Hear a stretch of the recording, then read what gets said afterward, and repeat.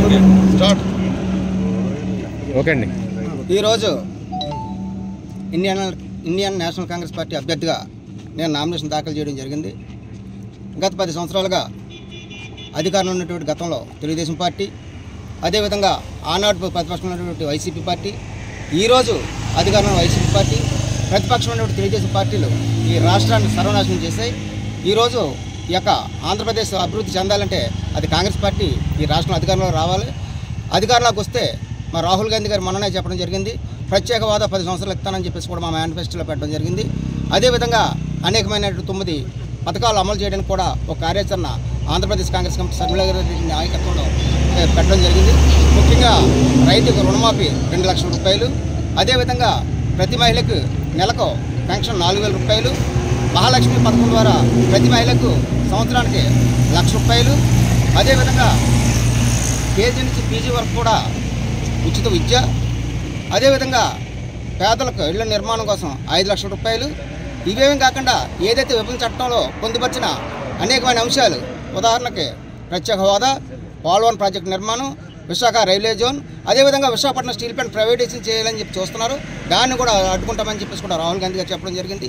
ఇవన్నీ కూడా అమలు కావాలంటే ఈ యొక్క కాంగ్రెస్ పార్టీ అధికారంలోకి రావాలి. సామాన్య ప్రజలకు అందుబాటులో ఉండేది కాంగ్రెస్ పార్టీ.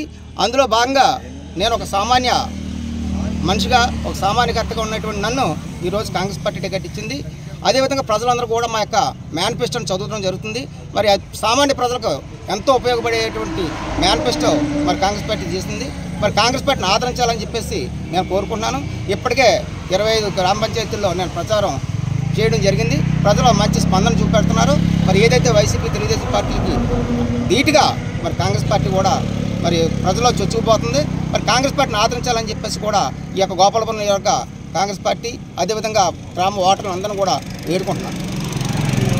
ఈరోజు గోపాలపురం నియోజకవర్గం నుంచి కాంగ్రెస్ పార్టీ అభ్యర్థిగా మార్టిన్ లూథర్ గారు వారి యొక్క నామినేషన్ పత్రాలు సమర్పించడం జరిగింది.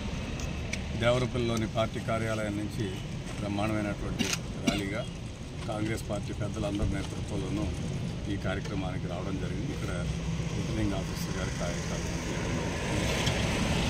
అనేకమైనటువంటి ప్రజాస్పందన, ప్రజలు ఒక మార్పు కోరుకుంటున్నటువంటి, ప్రధానంగా గ్రామీణ ప్రాంతాల్లో ప్రజలందరూ కూడా పెరిగినటువంటి ధరలని, గ్యాస్ ధర కానీ, పెట్రోల్ ధర కానీ, డీజిల్ ధర కానీ, ఇతర సామగ్రి యొక్క నిత్యావసర వస్తువుల యొక్క ధరలు, వీటిలన్నీ పెనుభారంగా అయినటువంటి నేపథ్యంలో ఈ దేశంలో కానీ రాష్ట్రంలో కానీ కాంగ్రెస్ పార్టీ వస్తేనే బాగుంటుంది అనేటువంటి ఒక అవగాహన వచ్చారు.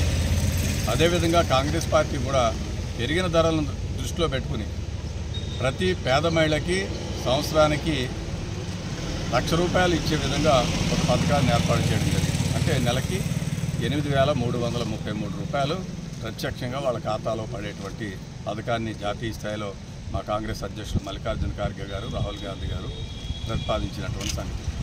అది కాకుండా ఈ గోదావరి జిల్లాలో రైతాంగం ఎక్కువగా ఉండేటువంటి పరిస్థితి. దానికోసం రైతులందరికీ 2 లక్షల రూపాయల వరకు కూడా వాళ్ళ యొక్క లోన్స్ ఏవైతే ఉన్నాయో రైతు రుణమాఫీని 2 లక్షల రూపాయల వరకు చేసినటువంటి పరిస్థితి. విద్య అనేటువంటిది చాలా ముఖ్యం. రాజ్యాంగం ప్రకారం విద్యను పొందే హక్కు ప్రతి ఒక్క వ్యక్తికి ఉంటుంది, భారతీయ పౌరుడు.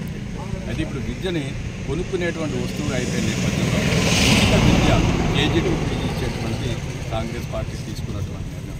అదేవిధంగా ఎవరైతే మన కార్మికులు ఉన్నారో, ఉపాధి హామీలో పనిచేస్తున్నారో వాళ్ళందరూ కూడా కనీస వేతనం 400 రూపాయలు ఇవ్వడం, ఇంకా అనేకమైనటువంటి మంచి schemes Congress party Congress party జాతీయ స్థాయిలో 10 స్కీమ్స్ మేనిఫెస్టోలో మల్లికార్జున ఖార్గే గారు వాడుకుంటారు. డెఫినెట్గా ఈ రాష్ట్రంలో మా పిసిసి అధ్యక్షురాలు వైఎస్ షర్మిలారెడ్డి గారి నేతృత్వంలో పార్టీ పెద్దల అందరి యొక్క నేతృత్వంలోనూ ఒక సైలెంట్ ఓటర్, నిశ్శబ్ద విప్లవం ఉంది.